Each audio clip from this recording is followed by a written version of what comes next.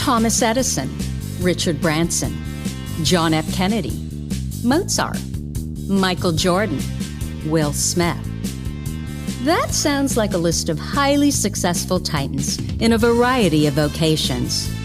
Why is it that we rarely hear that they have or had ADHD? And you know what we hear even less about? Serena Williams, Emma Watson, Mel Robbins, Whoopi Goldberg, Agatha Christie, Erin Brockovich, Cher. Yeah, the successful women navigating ADHD. And that's exactly why I started this podcast, ADHD for Smartass Women. I'm your host, Tracy Otsuka. I'm a lawyer, not a doctor, a lifelong student, now a coach. I'm also the creator of Your ADHD Brain is A-OK, a system that helps people like you figure out what they should do with their life.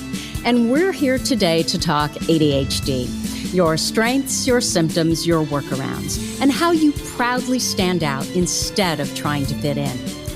I credit my ADHD for some of my greatest gifts. And you know what?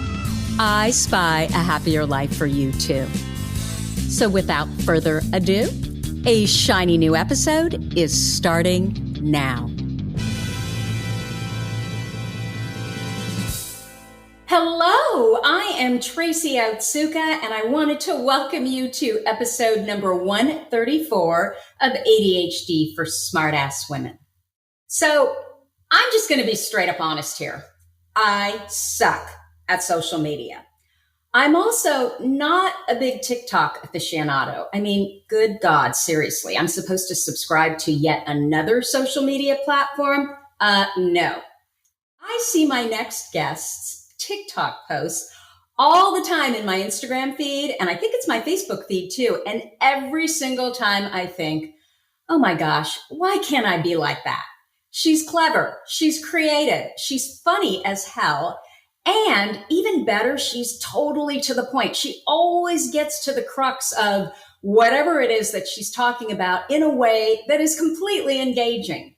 So recently, my fabulous podcast producer, Grace, and I'm so excited I can actually say that finally. I figured after 1 million downloads, I can.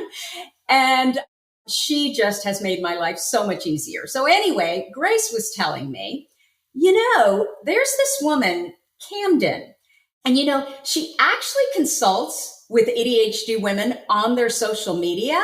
And I'm like, get out of here. Are you kidding? Please get her on here now. So for this very reason, I am so delighted to introduce you to Kamden Hainsworth. Kamden lives with her husband and 3, almost 4 daughters. I think she's got a bun in the oven. In Springville, Utah, she enjoys spending time in the nearby mountains, traveling, working on home improvement projects, and serving in her community and church. Kamden worked as an educator in a variety of capacities for over 10 years. No wonder she's so fun. She has always felt the most fulfilled helping others realize their true potential. Kamden, you're a woman cut from my own cloth. Years after her daughter was diagnosed, Kamden received her own ADHD diagnosis at 36 years old and quickly began advocating and researching to learn how to build her new, amazing ADHD life. She now helps solopreneurs with ADHD find their voice and translate that into their business, specifically with marketing and social media. Kamden, did I get all that right? You sure did. It makes me feel like $1 million. I should just listen to that introduction all the time. Well, it's all about positive emotion. It's a big part of it. And honestly, it is the total and complete truth. However, before we talk about ADHD and social media, can we talk about your ADHD diagnoses first? Yeah, let's do it. Absolutely. So give me the story. What happened? Why? Well, it's a good question. I was in a business and I had really pushed myself really hard for a good solid year in that business. This was undiagnosed ADHD, right? I was leading a team of great women mostly. And it got to a point where it kind of led me to a mental breakdown. And during that mental breakdown, I really just didn't feel like myself. Can I ask you, Can I ask you what was going on with you in terms of what was just so overwhelming that you could no longer cope with it in your job? I think it was a variety of things, but it kind of came down to I was doing the same things that had gotten me success previously. And I was still doing those and implementing those strategies, but it wasn't allowing me to have much more progress. And you can only do the same thing over and over with no progress for so long without driving yourself crazy. I think the pressure of being outside of my comfort zone constantly was also extremely difficult without having a real good pause. I was just being pushed too hard. And I think a lot of that was me pushing myself too hard, but also expectations that I interpreted of those around me. And so that led me to kind of this burnout, depression, didn't want to leave my bed, really could only do the very most basic things to keep my kids alive, which really is quite the opposite of my normal personality. And so I knew something had shifted within me. If we think about my age as well, at 36 years old, that's pretty common, as hormones are changing and there's just this capacity in the ADHD brain to, or incapacity to do the same things and hack our life the same way that we have, in our teens and our 20s. So it all kind of came to a head And it and sounds like led to my diagnosis. you also had way more responsibilities, right? You had kids now. I did. Yeah, I have 3 young kids, and my oldest has ADHD quite intensely. And so they were all under, they were 6, 5, and 3 years old. So it was very busy as well. That's a lot. So, what made you even consider could it be ADHD, or did you not consider it and you went to the doctor and they were like, "Hey, Kamden, guess what?" Yeah. Ironically enough, the subject that we're speaking on, social media in the form of a ADHD meme was something that caught my attention. And I just saw one, and I can't remember if it came up on my Facebook feed or what it was, but it sent me down the rabbit hole of wanting to read more of them and see if I related with more of them, which then led me to other social media to get a hold of other professionals, um, psychologists, coaches, advocates, etc. And also my brother, who had been recently diagnosed. He's just a couple years younger than me. I started talking to him about his experience and what ADHD really was for him and what he had learned. And everything just started adding up very clearly for me. And it was actually quite a relief to have a name and a diagnosis potentially in the works for that. So after about 8 or 9 months of learning and educating myself on it, I felt a real need to get an official diagnosis. And so I went and saw a clinician and talked to them about that. So, Kamden, had your daughter already been diagnosed? Yeah. My oldest had been diagnosed when she was 3.5. Oh, wow. And yeah, so she was very young. And I think that this helped. I had my radar up because I was an educator.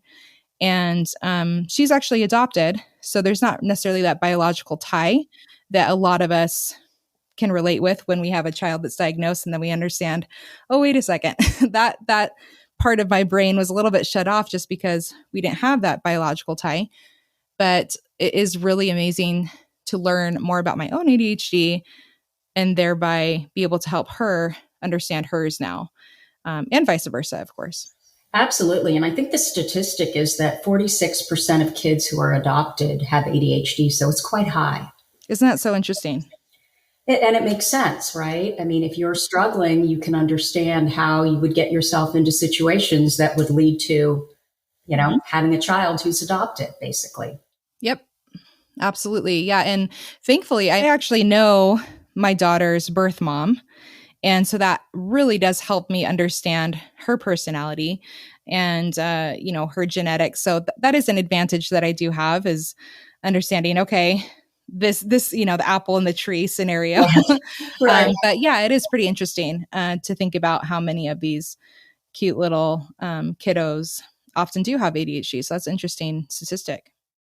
So once you knew it was ADHD and you had the benefit of hindsight, What are some of the symptoms that you always wondered about, but now you recognize them as clearly ADHD? Isn't this part so fun? I love this part because it just starts putting, it's like a dot to dot coloring book. You just, oh my goodness, you start to put together this bigger picture. I was quite a shy young child. I was, No. yeah, which is Really? hilarious. Yeah. Oh, I remember being glued to my mom's leg. I remember like not wanting to go to like slumber parties or anything because people did that back then. But right. I got very homesick very easily. I was always very, very well liked by my peers. And obviously, as I grew up, my confidence got more strong and things were better. But the one thing that remains consistent is in school. I was a very good student, but I'll tell you, tests totally stressed me out. I would go completely blank. I had major test anxiety. I really had trouble with holding on to those short term memory issues, kind of like dates, names, keeping things straight chronologically, unless it was tied to something creative, like if I could make a song out of it, or if it was like creative writing, I did very well. But if it was something that was purely facts, it was very difficult for me to keep that really clear in my mind. I also was the kid with the messy desk. I was very forgetful about things, but not to a detriment. I think my mom she just saw that I was a good kid and trying my best. And so she was such a great support for me. And so I would say I didn't have those negative emotions tied to how I learned, thankfully. But looking back, I always felt like I had to work 10 times harder throughout school and still didn't do as well as my peers. So I think for me, those continue. I mean, those are all things that I now understand about myself a little bit better, but now I can set myself up for success a little bit better now that I understand that they're tied to my brain and that it's not anything I'm doing wrong. It's just that I need to work with my strengths. Absolutely. So, did your brother have the same symptoms? Hmm, not necessarily. Wait, I'm getting confused here. Didn't you tell me that your brother was ultimately died? Yes, you did. Yes, I did. Okay. Yeah, I did. And he had a lot of, he has generalized anxiety and ADHD. So Hmm. sometimes you get like this, messy gray zone between the two. Yeah. But yeah, when it comes to, he was a musician growing up and he played in a band that would tour around Southern California. And he could just never remember the chords to the songs. And then he started looking backward throughout his educational experience as well. And so, while we do have a lot that in common where we can relate with, there's still a lot of like open windows to both of our lives that we're learning to discover because it is such a new diagnosis. But it's so nice to have somebody that I can relate with within my own family, and of course, I have other siblings. I'm the oldest of seven. I have other siblings that have also been Wow. diagnosed. Wow. Seven, huh? Yep, seven of us. We love each other. Your poor mom. Oh my gosh, I think it would be so great to have seven siblings now. Uh-huh. It is fun. It's really fun. We enjoy time, so it's great. And it's amazing that your mother was so there for you. I mean, with seven kids, you could Yeah. see that you would just sort of maybe go off on your own and, but it sounds like part of the reason why you've come out on the other end of ADHD so well, I'm sure, is because of the support of your mother. And with seven kids, man, I take my hat off to her. Good, because she's amazing. Yeah, I mean, every child has their own experience, right? We all have our own schema that we come to this world with and our own personalities. But from my perspective, I saw a really hardworking mom that loved her kids and tried her very best to show up for them. ADHD was not talked about back then and not nearly the same as it is now. And I think she saw that she had all these great kids that were doing their very best and she was just there to support them. And of course, in hindsight, we can always feel like, oh, I wish that this would have changed or this would have been better. But for me, especially being a mom myself, I'm like, you know what? We're bound to make mistakes and we're bound to miss things. And the one thing we can give to our kids is love and support. And that is definitely something that my mom gave us. I love that. Absolutely love that. So, what has changed since you were diagnosed? I think my perspective and the kind of grace that I give myself when I would make mistakes, it'd be really easy for me to beat myself up before my diagnosis about being forgetful about something or reading instructions and reading them very, very carefully and still not catching on to certain details, forgetting birthdays, Yeah, that's a big one. showing up late when you think that you're on time, things like that, that just happens so often. I now feel like there's a reason behind it. And I know that it's not because I have poor intention or that I'm not paying attention. It's just that sometimes the information doesn't register in my mind. And I've also realized that if I surround myself by the right kind of people that understand the person that I am, understand that I am responsible, that I am on top of it, that I can be trusted, that those minor details, they don't impact their life exactly the same as they would if we surround ourselves by people that are negativity spreaders and not understanding. I love it. I love it. They don't appreciate your gifts. Yeah. Okay, Kamden. As I mentioned a few minutes ago, 2 weeks ago, I surpassed 1 million downloads on this podcast. So awesome. Thank you. I even created a post for my Instagram announcing this. Woo-hoo. And this is what's so ridiculous. It's been 2 weeks and I still haven't posted it. I have no idea why I struggle so much with social media. I have hired so many people to help me. I paid for so many social media plans, calendars, strategies. I fit on all the platforms. Hootsuite, Buffer, CoSchedule, Meet Edgar, Smarter Cube, both of the ones that have plan in them, always thinking, okay, this is going to be the one. I never implement any of it. And the thing is, I've got a pretty good aesthetic. I'm a decent writer. Of course, I'm a better editor. What the hell is wrong with me? It is honestly the hardest thing that I've ever done. And I'm one of those, I'm like you. For every weakness, there's a strength. Let's focus on our strengths. But I'm sorry, when it comes to social media, I'm just going to say it. I am completely defective. Why is this so hard? Oh, man. I wish I had the answer. I'd love to delve deeper into that with you personally. But I think that's for another podcast. But tell me this, though. I cannot believe that I'm unusual. No, you're not. Okay. Is this an ADHD thing? It so is. And that's why I decided to really niche down and put myself out there to help people just, like you or solopreneurs that really want to, like I said in your bio that you read, translate who they are in normal life, this dynamic, enthusiastic, passionate woman that you are, and in an easy way, be able to translate that into social media. And it's easier said than done. Social media does take work, but we want to work the right way. And the right way is getting to know yourself and how you want to translate into, social media. So you touched on a really important thing when you said, work with your strengths. You kind of said it like, I already know this stuff. These are the elementary school answers. But what is really cool about social media is exactly what you just said, is that there's a variety of elements. Let's just take Instagram, for example. We have stories, we have lives, we have IGTV, we have reels, we have posts, we have your bio. There's a variety of ways that you could find your little niche, find your happy place in there, and just really focus on that. And then the other things are just kind of icing on the cake. And so what I do is when I'm talking to people like you, I help you recognize, oh, okay, I can just take this thing that's already I'm naturally good at, and I can put it on social media, and that's going to be good enough. And the answer is yes.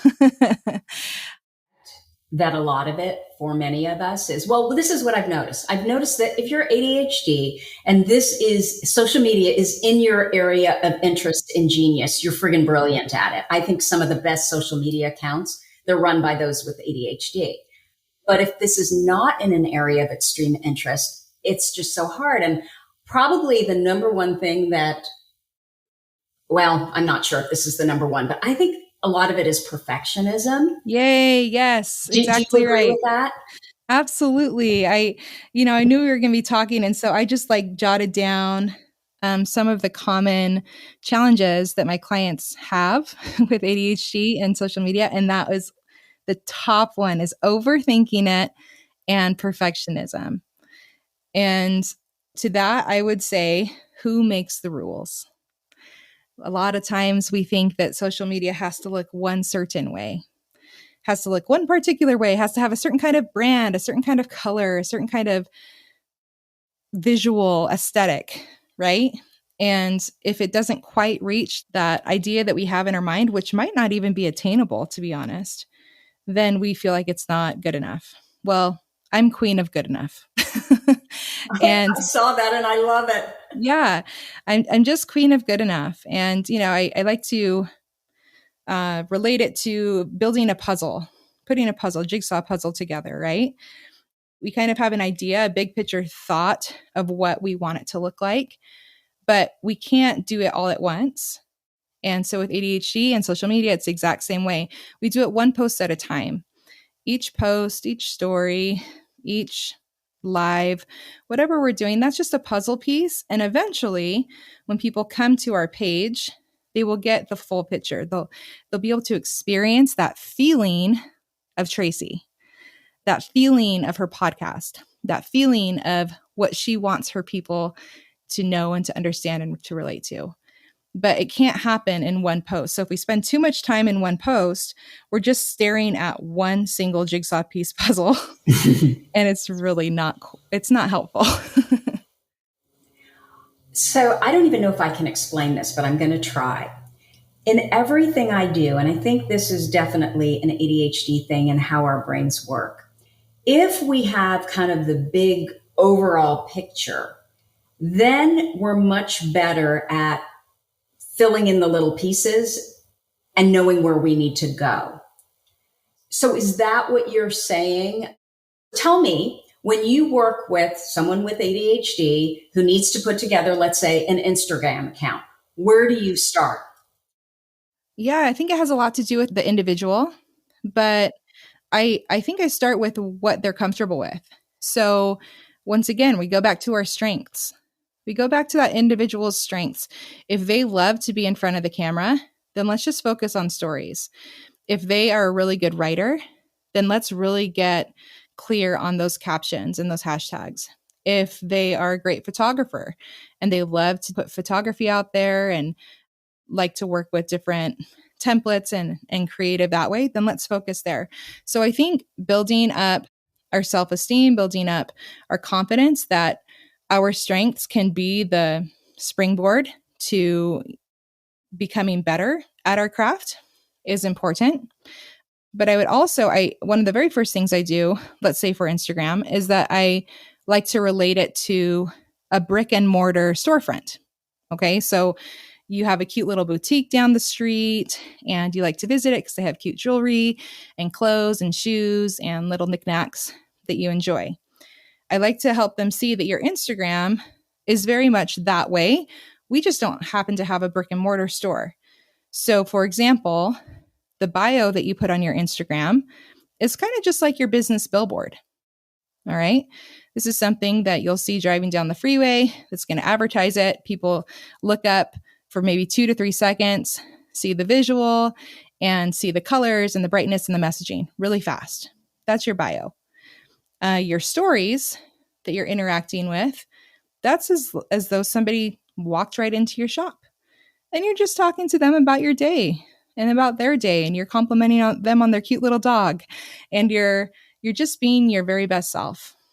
And your grid, all the posts that you make, that's like your storefront.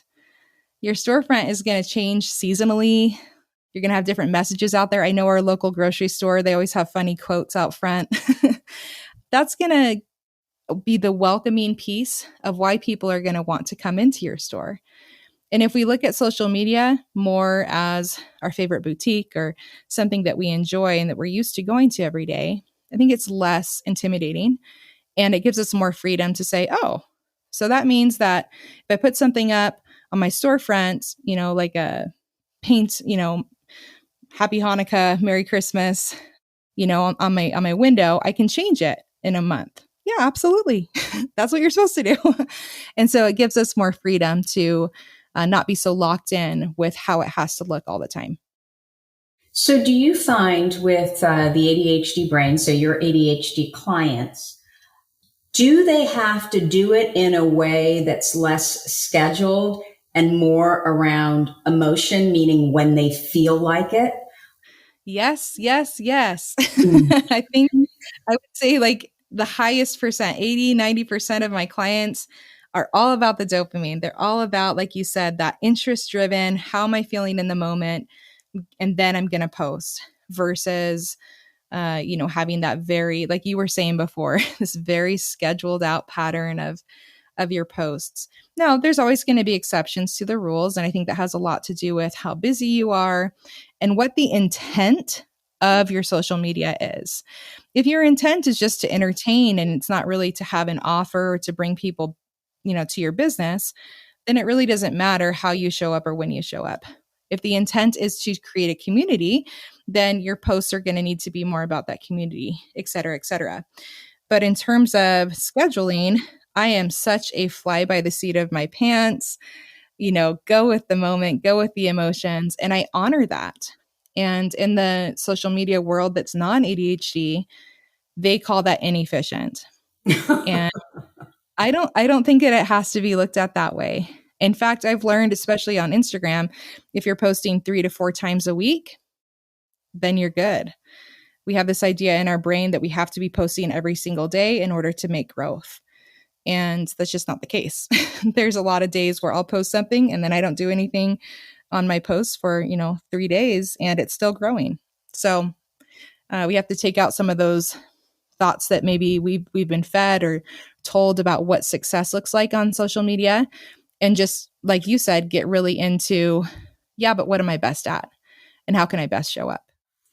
Do you find that on Instagram, most of your clients find stories to be the easiest because it feels to me it's really the only thing I can do. Mm-hmm. Because it feels to me like, and I'm not as good as I used to be on it. I used to really be good about, just silly things like if I was out in the garden and, gardening, I would take images of all these heirloom roses I had just, cut. Bumblebees, making not honey, but simple syrup from the lavender, things like that. I was really good at actually. But then, of course, it kind of fell by the wayside. But I just found that, or I find that stories, because they are more of that sort of impromptu and they don't require all the text. I think it's all, as we're sitting here talking, I think what it is I really struggle with the Instagram feed. So is that what it's called? The posts? Yeah, your feed. Uh-huh. Yeah. Or your And grid. I think it's because of the copy. And when you look at really good Instagram feeds, they just have this amazing copy. And I'm a good, strong writer, but it is just, impossible sometimes for me to get myself in front of my computer and start to write. Totally. Yeah, I think that I would say it's about half and half. A lot of the people that I work with, they are really uncomfortable being in front of camera. And so gaining that confidence in order to be vulnerable in front of something that doesn't seem like is real. It's not a person. We're very good at connecting with people in general, I'd say, as ADHDers. But yeah, that comfort level, I think, changes. However, having said that, everyone that has really pushed themselves into the stories arena, they don't get off. Like they love them until, of course, their dopamine shifts to another area, or their interest, shifts to another area. And once again, that's the beauty of social media, is that there are a variety of ways that we can be engaging. And it's really fun to see people start to come out of their shell. And now with things like Reels and videos and IGTV, it takes it to the next step where you don't have to be as worried about the copy, like what you're saying, because that's the part I hate too. And I would consider myself a good writer as well. But I think that's the problem, right? Is we think it has to be perfect. And even when you were speaking, Tracy, you said, oh, I look at these really professional accounts and the copy is just always amazing. Well, I would challenge that thought, honestly, because I see a lot of really great posts, and all it is a very simple quote or a beautiful photo with a very basic line. And, it hasn't taken them very long, but it made a big impact. So just challenging those thoughts of what it has to look like and shifting it into, what do I want it to look like? What do my people want to experience? How do they want me to show up in their life? And most ADHDers do not want to read a long caption. Oh my God, that is friggin' huge, Kamden. You're absolutely right. It's short, sweet, and to the point. That's what we're looking for. Exactly. Yep, you got it. Okay, Giving so yourself that permission. thank you. Thank you so much for that permission. Yeah. So, on stories, can you grow an account on using primarily stories if that's pretty much your focus on, say, Instagram? Yes. You Yes, can. ma'am. Yeah, absolutely. In fact, if most people that are on Instagram these days, they have found are in stories. They're not nearly as much on that grid. And so that's where I actually encourage people to be engaging daily, even if it's one story. Mhm. Even if it's, each story is 15 seconds. And as ADHDers, we're very long winded. And so, by the time you know it, you've done 4 and you have a minute long story. And Mhm. I just say, hey, put like an engaging question at the end. Say, what are you doing this weekend? Or how has ADHD impacted you positively this week?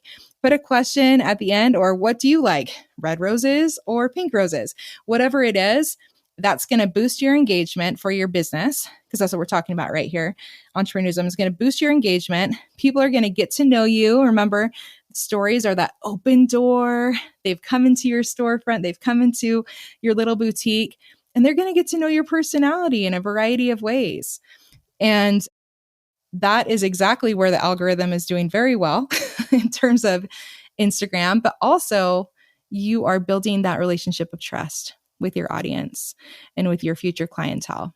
One other question on stories. Does it make a difference to put a hashtag on there? Does it actually work with hashtags, or is that more for the feed? The answer is yes. You can put hashtags in there and it can boost it, but I really don't worry so much about that. I'm much more into tagging people that are appropriately tagged, so don't spam tag. But I don't do that either. I just feel yeah, like, oh my God, I can't do that to people. That's I know. silliness. Bless you. But if someone's really inspired you, right, and you're talking about how they've inspired you, maybe they're an author, a podcaster, and you tag them, a lot of the time that gives them opportunity to also share, which then opens up your community because they want those testimonials, right? If somebody's talking super positively about your podcast here, and you're just like, oh my goodness, I learned so much about this, that's the kind of testimonial you want to put on your story and share. So in those occasions, that's building community, Oh my right? God. You're so, because I use those all the time. Half the time I miss them, where it's like, oh Yeah, of crap, course. what was that? Yeah, But you're absolutely right. I do share those. So why wouldn't they want to share them too? Yeah. Okay. You are precisely. blowing my mind here, Kamden. Good. Yeah. And you're such a community builder, Tracy, too. And most of us entrepreneurs are. We're doing this because we're heart driven. Whatever passion project has then turned into our business, right? So by honoring that that's the value of why we started our business in the first place, is to impact people.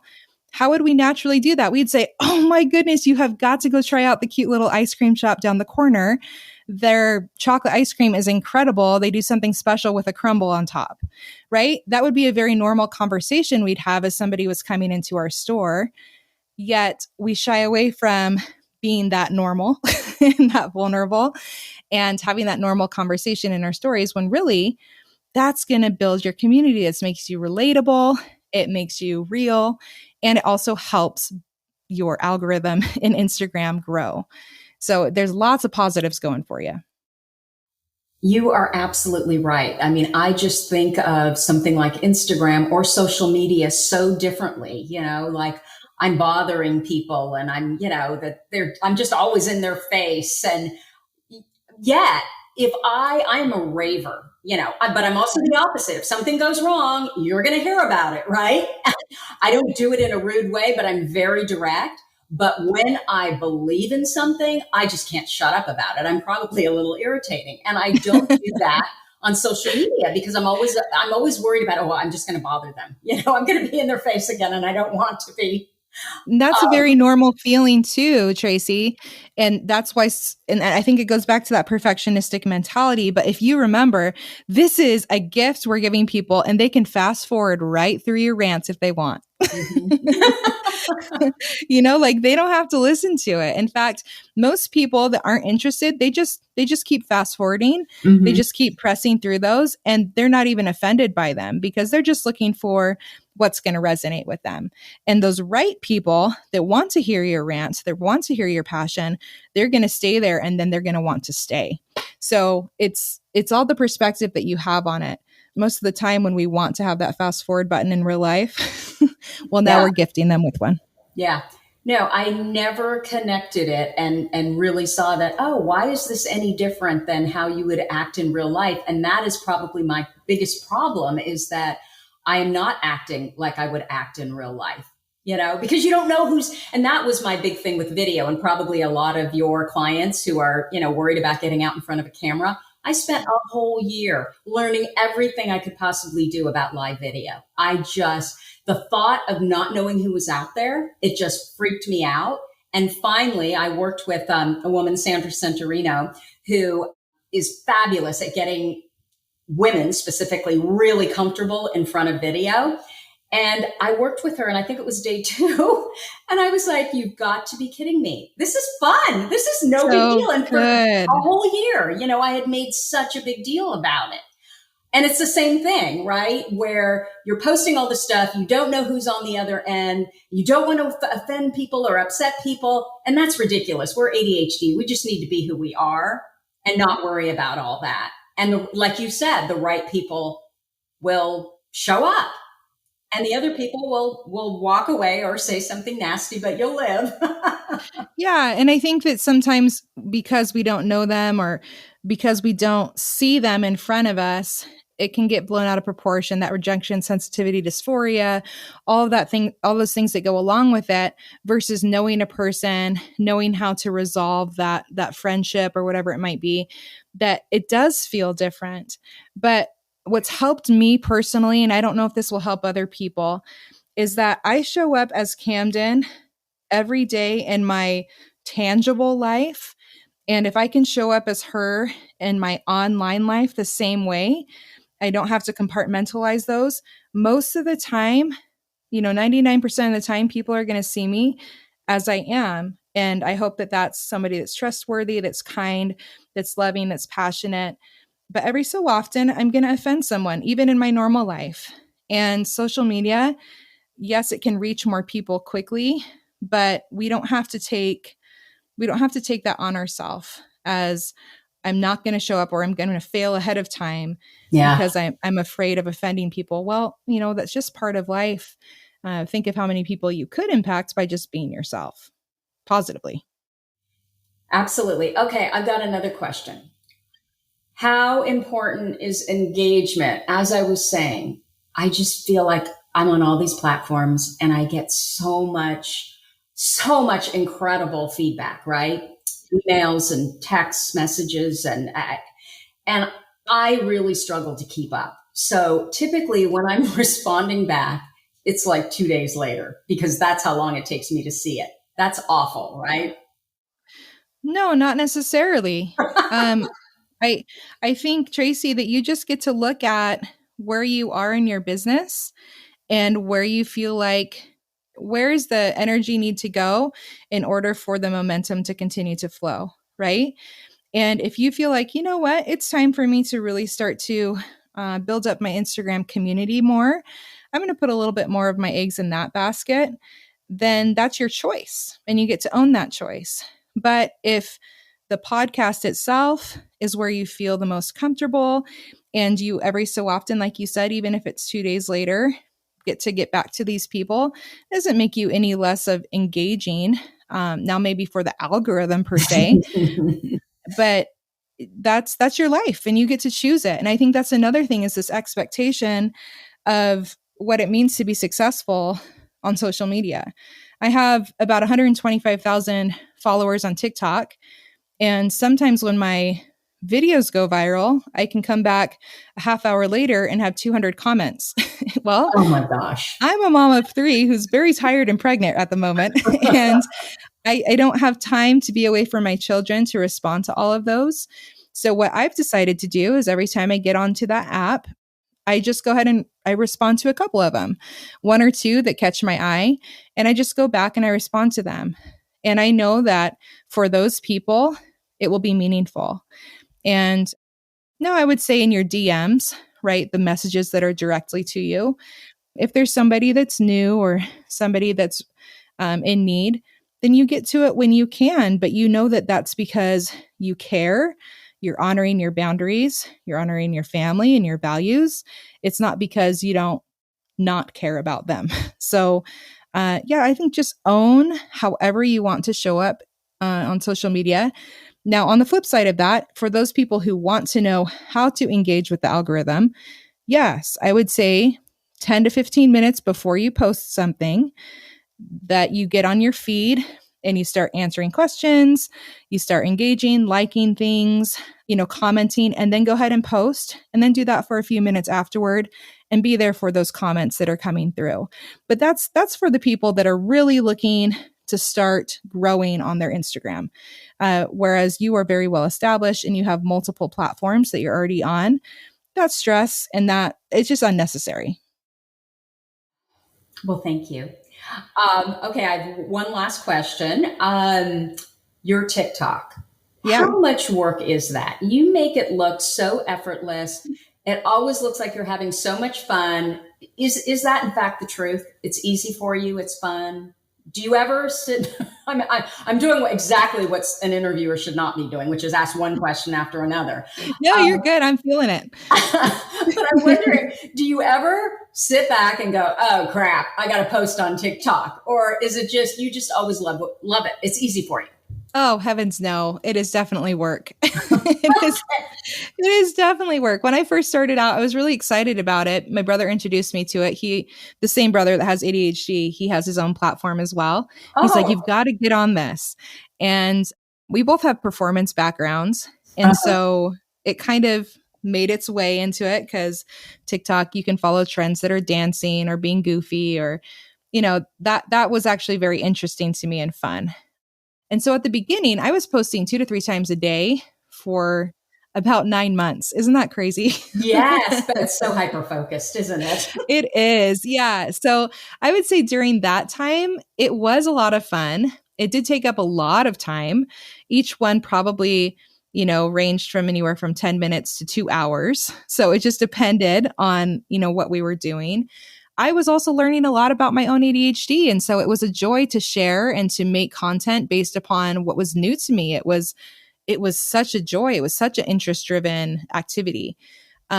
Once my business started getting off the ground and I was able to help more people, and even more so when I got pregnant and was exhausted and sick, it then became a lot of work. And so I actually backed away from TikTok and started working more on Instagram, because there was less editing. I could do more in my stories. I could do more with sitting down and taking time just typing a quote out. And so that's where I say it's kind of nice to have a couple irons in the fire, but just focusing on the one where you want to drive traffic and where you want to give value the most. But it's nice to have the switch back and forth. I love TikTok. I think it's a lot of fun. I think it's an incredible platform. I think the algorithm really can reach the audience that you're looking for in a very powerful way that's different from Instagram and other social media platforms. But don't fool yourself, you guys. It does take time and work. So do you ever sit there and go, oh God, what am I going to post today? Or do you always have an idea of what you want to create? No, I don't always have an idea of what I'm going to create. That's usually when I will go listen to a podcast, or I'll go read an article, or I'll go get inspired somewhere, or I'll just say, meh, I don't want to do this today. And that's where that permission comes in, right? I guess it's easier for me to say that now that I've really put in the work. And, that's normal when you're posting 2 to 3 times a day, you have a community, it gives you a little bit more flexibility in your growth on social media. However, we always have the choice. So if you just want to put something out there, you're brand new at Instagram, brand new at TikTok, it's better to get something out there than nothing, in my opinion. But make sure that that's something there, that you don't give yourself a guilt trip about it, that you find some kind of value there for it, or else you're just going to get lost. You're going to get lost in the drama of social media. So basically, you're telling us what I believe is true, frankly, for all ADHD brains. If you're not having fun, if you're not in positive emotion, and you're on a social media platform, forget it. We need to be in positive emotion in order to make anything work. Yeah, that's where our authentic selves show up. You're exactly right, Tracy. Yep, we could force ourselves to do things, but people will see right through it, especially if your audience is for ADHD, because we are very tuned into that, I think, a lot of the time. I completely agree. Empathetic. So, Kamden, what are the ADHD traits that you feel are responsible for your success? Ooh. Well, I think, like we talked about earlier, having to have worked so much harder, or at least how I perceived it, than my peers, I really learned determination very young.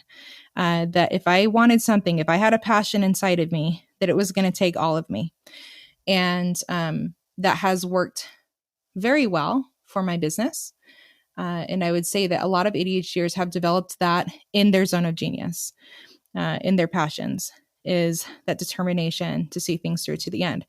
And now, having said that, I've also learned that my creativity, trusting my creativity and trusting my problem solving skills when things aren't quite going exactly how I'd like them to, trusting myself that I will come up with a solution, has also been extremely beneficial. I've mentioned it multiple times, but I feel like in the ADHD community, we're very good at connecting with people. And we're really, really good at understanding people and seeing things from multiple perspectives. I think it's because our brain sees things from multiple perspectives all the time.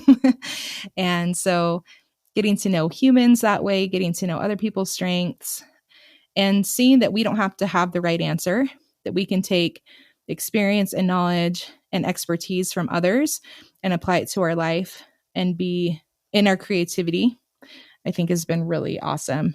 I am a huge hyper focuser. That is, and I follow that. I take pride in that. I take pride that my newest idea is something that's awesome.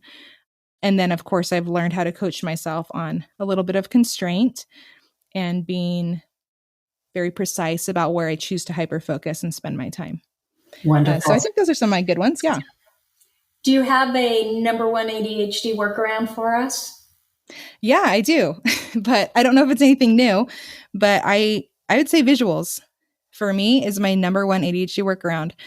I was sitting in my chair upstairs thinking about that, and visual cues and visual organizers. And this can be so basic. I label drawers.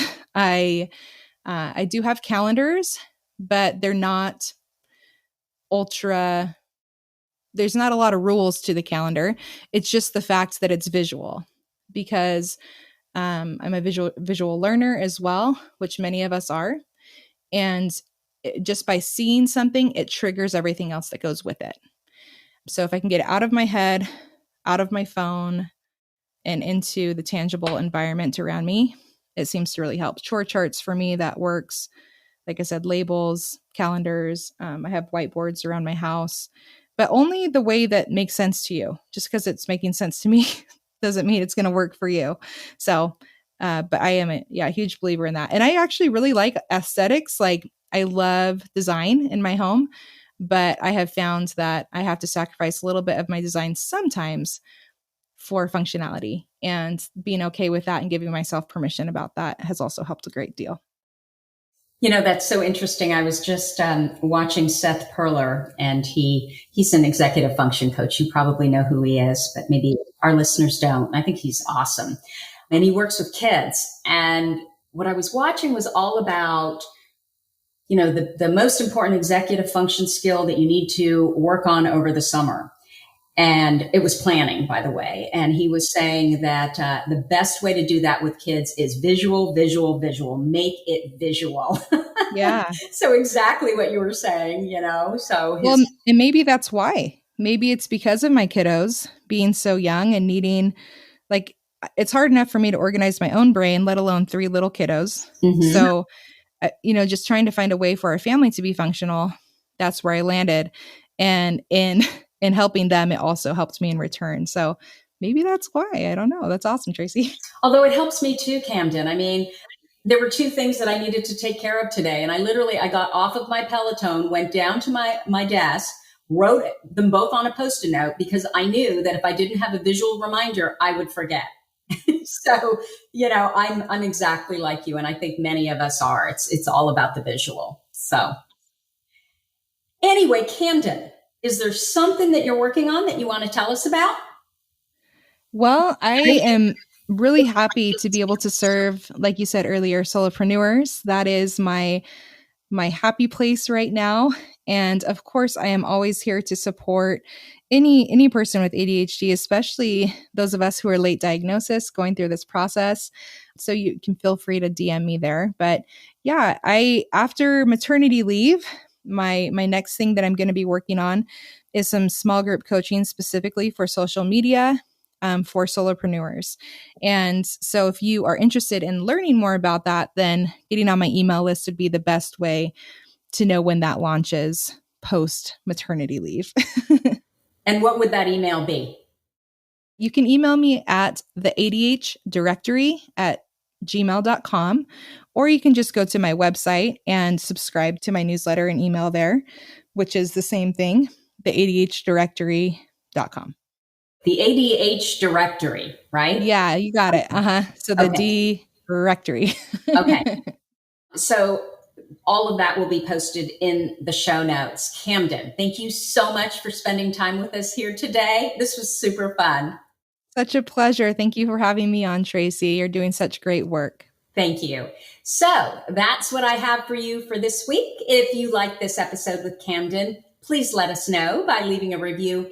Our goal is to change the conversation around ADHD, helping as many women as we possibly can learn how their ADHD brains work so that they too may discover their amazing strengths. And guess what? Your reviews really help in that regard. One more thing, if you have a comment, a guest you'd like me to interview, or a topic idea for this podcast, you can go to my website at tracyoutsuka.com and leave me an audio or written message. Thank you so much for listening, and I'll see you here next week. You've been listening to the ADHD for Smartass Women podcast. I'm your host, Tracy Outsuka, and we're available on iTunes, Stitcher, Spotify, and Google Podcasts. Not coincidentally, ADHD for Smartass Women, it's also the name of our free Facebook group. We're a totally smartass community of successful, ambitious women who share our ADHD wins, questions, and workarounds. Join us at tracyoutsuka.com, where you can also find more information on our Your ADHD Brain is A-OK system. I spy a happier life for us, and I'll see you again next week.